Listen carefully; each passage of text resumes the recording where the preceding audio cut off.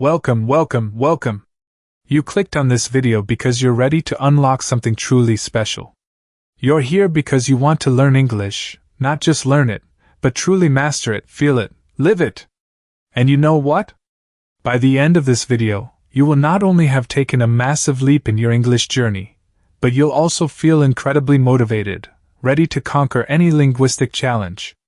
Today, we're diving deep into a magical world, a story that has captivated millions, Harry Potter and the Philosopher's Stone. We're not just reading a story, we're using it as your secret weapon to learn English fast.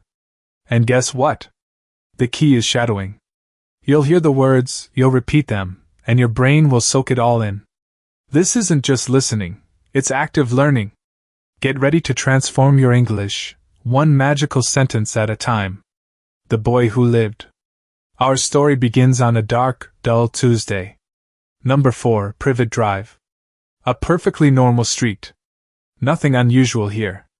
Ever. The Dursleys lived there. Mr. Vernon Dursley. A large man. A thick neck. Almost no neck. Mrs. Petunia Dursley. Thin. Horsey face. Lots of neck. They were very ordinary people. They liked ordinary things. They hated anything strange. Anything mysterious. They thought magic was, well, they didn't think about it. Because magic simply did not exist. But they had a secret. A big secret. They had a nephew. His name was Harry Potter. He was not ordinary. Oh, and oh. He was special. Very special. But the Dursleys kept it hidden. They pretended he was normal. They told no one. Harry lived in a cupboard. Under the stairs. His life was hard. He was often hungry.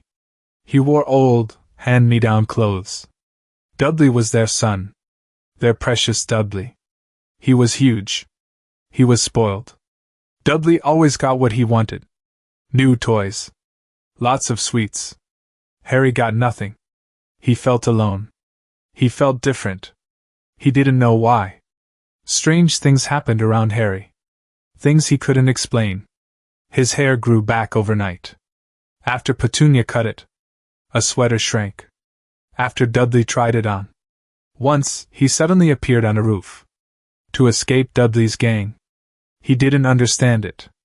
He thought he was crazy. The Dursleys just got angrier. They blamed him. Always him. Then, things got really weird. It was July. Just before Harry's 11th birthday. Letters started arriving. Addressed to Harry Potter. The cupboard under the stairs. Green ink. Purple seals. Vernon Dursley went ballistic. He ripped them up. He burned them. "And oh, letters for you, boy!" he bellowed. But more letters came. And more. Pushed under the door. Through the letterbox. Stuffed into eggs. Hundreds of them. They were everywhere. The Dursleys tried to escape the letters. They fled their house. They drove for hours. To a tiny, rocky island. In a storm. To a dilapidated shack. They thought they were safe. Away from the letters. Away from the magic. But they were wrong. So wrong. It was midnight. Harry's birthday. Suddenly, a colossal knock. Boom! Boom! The door burst open. A giant stood there. He filled the doorway. He was enormous. He had a shaggy black beard. Tiny black eyes. His name was Rubeus Hagrid. Keeper of keys and grounds at Hogwarts. He looked wild. But he had a kind smile. He looked at Harry. He pulled out a slightly squashed cake. "Happy birthday, Harry!" And then, Hagrid told Harry everything. "Harry, you're a wizard!" Harry was speechless. A wizard? Me? He couldn't believe it. It was too much. Too wonderful. Hagrid explained. Harry's parents. James and Lily. They were not ordinary. They were not dead in a car crash. That was a lie. They were wizards too. They were powerful. Amazing! And a dark wizard. The most evil wizard. Lord Voldemort. He attacked them. He killed them. He tried to kill baby Harry. But he failed. Harry survived. He was a baby then. Voldemort's curse. The killing curse. It bounced back. It destroyed Voldemort. Harry was famous. The boy who lived. He had a scar. A lightning bolt shape. On his forehead. It was from that terrible night. This was a huge revelation. Harry felt a mix of emotions. Shock. Joy. Sadness. Understanding. His whole life changed. In one single night. Diagon Alley and Hogwarts Express. The next day, Hagrid took Harry shopping. They went to Diagon Alley. A hidden street. Invisible to muggles. Ordinary people. Like the Dursleys. Harry saw amazing things. Shops full of wands. Cauldrons. Potions, ingredients. Magical robes. Books of spells. A vibrant, bustling, magical world. He bought his first wand. Holly and phoenix feather. 11 inches. Nice and supple. It felt warm. It felt right. He got his school books. His cauldron. His scales. His brass telescope. And his owl, Hedwig. A beautiful snowy owl. It was all so new. So exciting. He bought wizard money. Gold galleons. Silver sickles. Bronze nuts. He was ready for Hogwarts. Hogwarts School of Witchcraft and Wizardry. On September 1st, Harry went to King's Cross Station. Platform 9 3/4. It was hidden. Between platforms 9 and 10. Harry felt nervous. Excited. He saw a family. Lots of red hair. They were wizards too. The Weasleys. He met Ron Weasley. A boy with bright red hair. From a big family. Very friendly. He met Hermione Granger. A girl with bushy brown hair. Very smart. A bit bossy. She knew everything. They became fast friends. They shared secrets. They shared dreams. The train journey was long. Full of wonder. They ate sweets. Bertie Bott's every flavor beans. Chocolate frogs. With famous wizard cards. They talked about magic. About Hogwarts. About their new lives. Their new adventure. Hogwarts was huge. A giant, sprawling castle. Towers. Turrets. Dungeons. Moving staircases. Ghosts floated everywhere. Peeves the poltergeist. Nearly headless Nick. Harry was completely amazed. The Great Hall was grand. Magical. Thousands of candles floated high. The ceiling looked exactly like the night sky. With stars. Students were sorted. Into houses. Gryffindor. Hufflepuff. Ravenclaw. Slytherin. The sorting hat decided. It spoke to them. It weighed their qualities. Harry went to Gryffindor. With Ron and Hermione. They were so happy. This was home. This was belonging. This was where he was meant to be. First year at Hogwarts. Life at Hogwarts was busy. Full of classes. Charms. Transfiguration. Potions. History of magic. Astronomy. Herbology. Harry loved it all. Well, mostly. Potions was tough. Very tough. Professor Snape taught it. He had greasy black hair. A hooked nose. He was mean. Very mean. Especially to Harry. Snape favored Slytherin students. He seemed to hate Harry. For no reason. Harry learned Quidditch. A wizard sport. On broomsticks. 3 chasers. 2 beaters. 1 keeper. 1 seeker. He was a seeker. Very fast. Very good. He caught the golden snitch. He was a natural. A star player. Harry, Ron, and Hermione spent their days learning spells. Mastering potions. Exploring the castle. Making new friends. They even had an adventure. On Halloween. A troll got into the castle. A huge, stinking mountain troll. It was dangerous. It went into the girls' bathroom. where Hermione was. Harry and Ron saved her. They knocked out the troll. With a levitation charm. They became even closer. True friends. A true trio.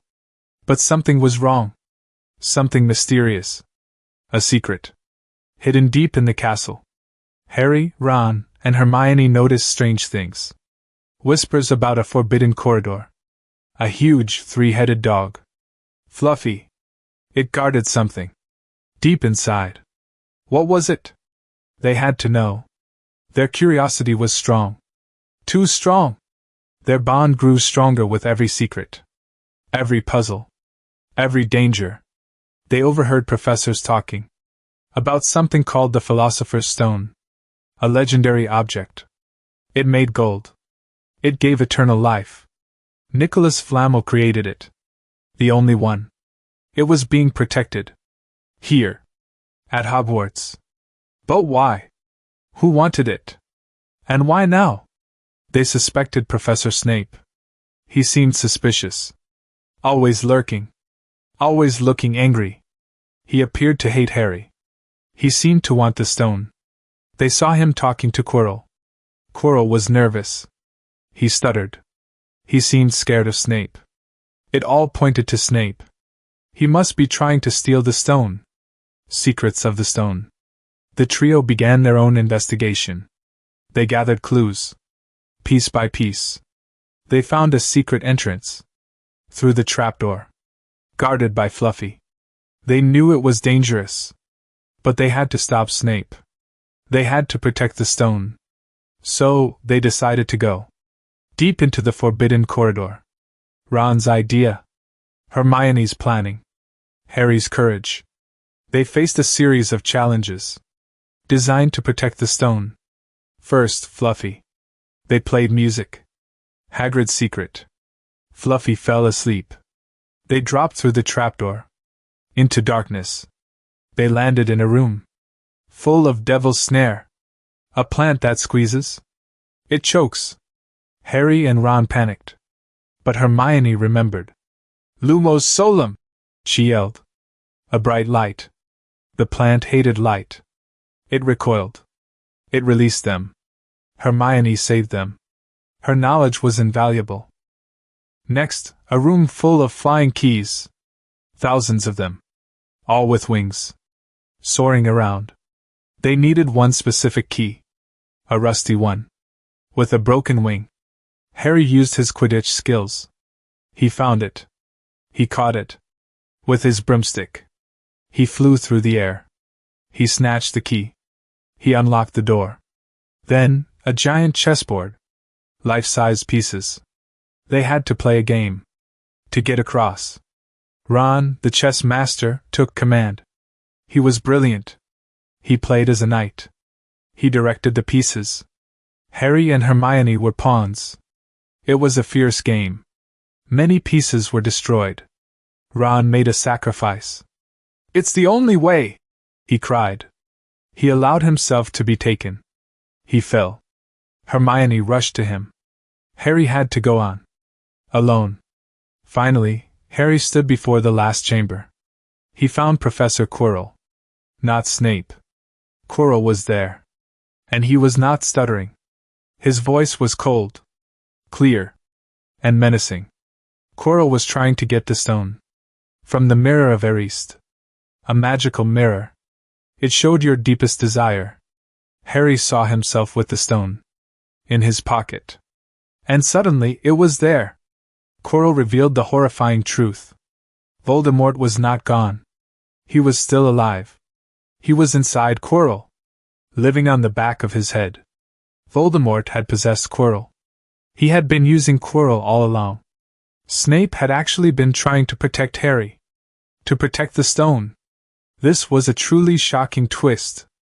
Voldemort, through Quirrell, demanded the stone. Harry refused. He fought Quirrell. He was scared. Terribly scared. But he was brave. His mother's love. It ran in his veins. It protected him. Quirrell couldn't touch him. His skin burned Harry. Slowly, Quirrell disintegrated.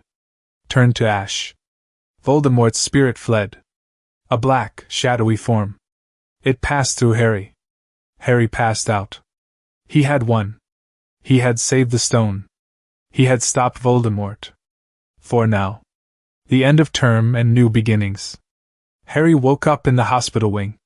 Dumbledore was there. The headmaster. Wise. Kind. Powerful. Dumbledore explained everything. The Philosopher's Stone was destroyed.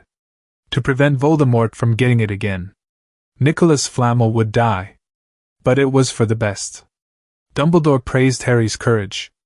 His bravery. His sacrifice. The school year ended. The leaving feast. Gryffindor was behind Slytherin in points. But then, Dumbledore awarded last-minute points. 10 points to Ron Weasley. For the best-played game of chess. 50 points to Hermione Granger. For her brilliant use of logic. 60 points to Harry Potter. For pure nerve and outstanding courage. And 10 points to Neville Longbottom. For standing up to his friends. A huge cheer erupted. Gryffindor won the House Cup. It was a victory. A huge, emotional victory. Harry was a hero. Not just to wizards. But to us all. He had found his place.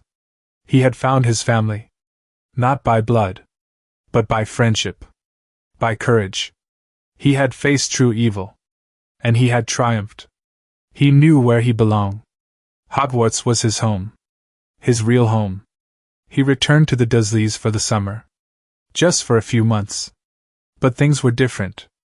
He had changed. He had grown. He knew magic existed. He knew his true self.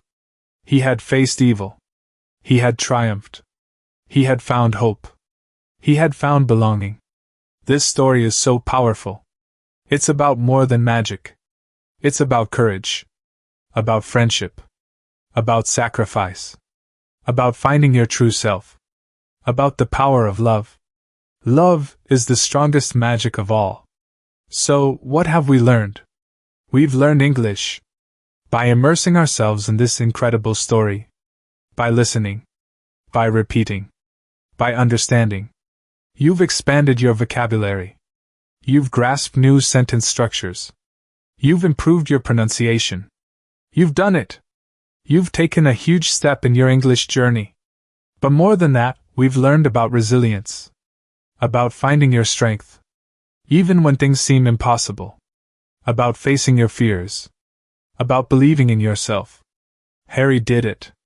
He faced Voldemort. He faced his fears. And you can too. You can achieve your English goals. You can achieve any goal.